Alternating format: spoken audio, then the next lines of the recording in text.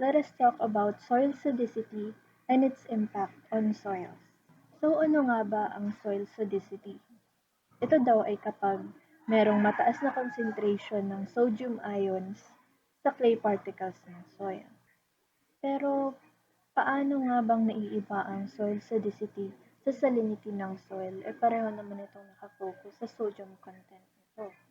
Ang soil salinity pala, ito yung presence ng high level na soluble salt or yung pangkalahatang salt content ng soil. Habang yung soil acidity, ito yung specific lang sa presence ng sodium ions. So, kapag sinabing soil acidity, naiipon yung sodium ions sa soil na nag-lead sa poor soil structure at nababawasan din yung permeability or yung ability ng liquids or gases to pass through the soil pore spaces. So, paano nga ba nag-lead sa poor soil structure ang sodicity? Ano nga ba ang role ng sodium ion sa soil dispersion o yung pagkalat ng soil particles sa mga pore spaces ng soil? Normally, yung mga soil particles, lalo na yung mga clays, they are held together into aggregates ng mga positively charged ions kagaya ng calcium and magnesium. Ito yung mga nag-a-act bilang bridging agents o yung mga nagdidikit-dikit sa mga particles kaya nami-maintain yung structure at porosity kung saan merong mga pore spaces na pwedeng daanan ng water at soil.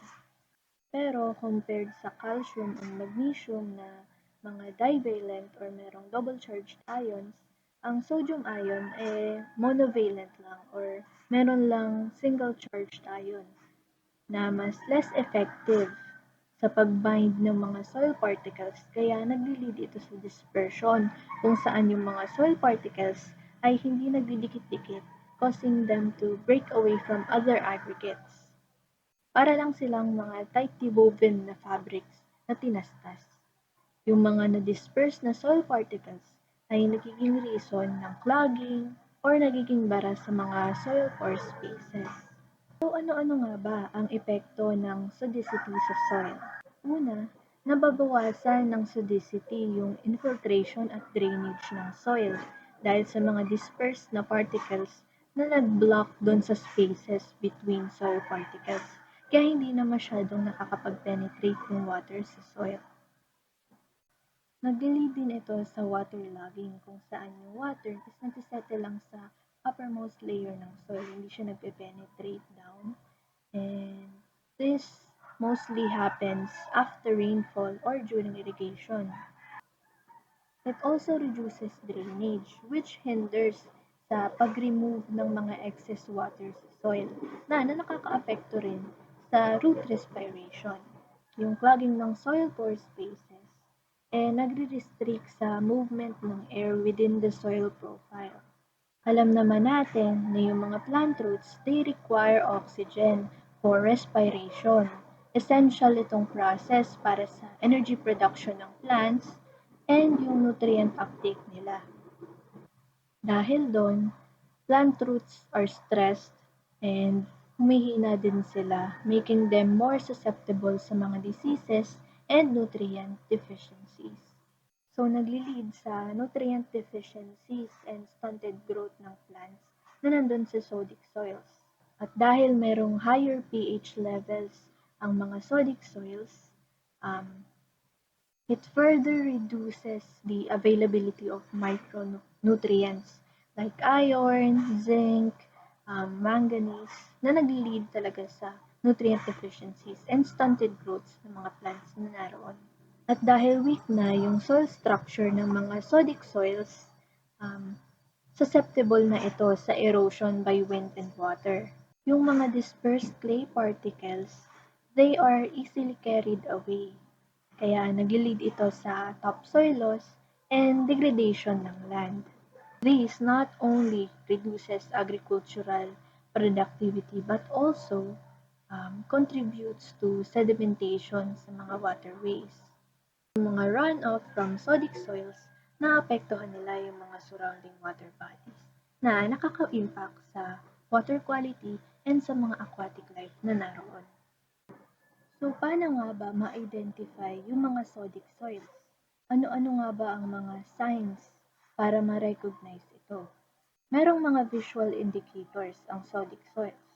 Una, meron itong dark and shiny surface. Dahil ito sa mga naiipong mga dispersed na clay sa surface after rainfalls. Show din ito ng crusting kung saan merong hard impermeable na crust yung soil na nakakapag-hinder sa pag-emerge ng mga seeds dun sa soil. Mag-show din ito ng poor plant growth. Stunted yung growth ng mga plants, merong yellowing ng mga leaves, and bababa din yung mga maaani sa mga pananim. Nabanggit ko nga kanina, nag-lead din ito sa waterlogging.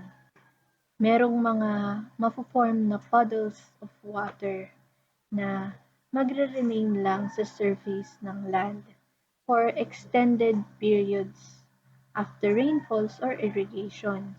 Magkakaroon din ng patches of bare grounds kung saan merong mga areas na walang plants ang tutubo doon or mag-thrive.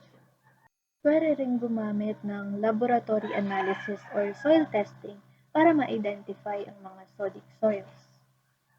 Merong exchangeable sodium percentage or ESP kung saan minimeasure yung proportion ng sodium ions relative sa total number of cations or yung mga positively charged ions sa cation exchange capacity ng soil or yung CEC.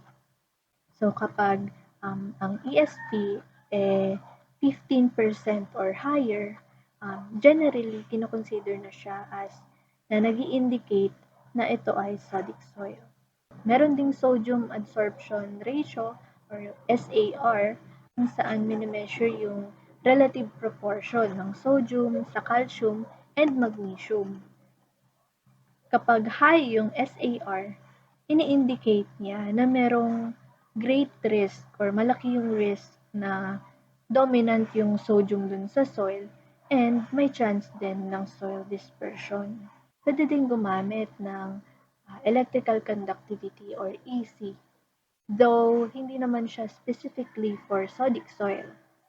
Nanimeasure ng EC yung overall na salt concentration ng soil. Pero kapag elevated yung EC, sometimes it can be associated with sodic soils, lalo na sa mga arid or semi-arid na mga regions. Lastly, pwede ring alamin yung soil pH kasi yung mga sodic soils, they tend to have higher pH levels, often above 8.5. Kaya importante pa rin maintindihan yung process na nag-lead dito para ma-identify yung mga effective ways para ma-manage ito.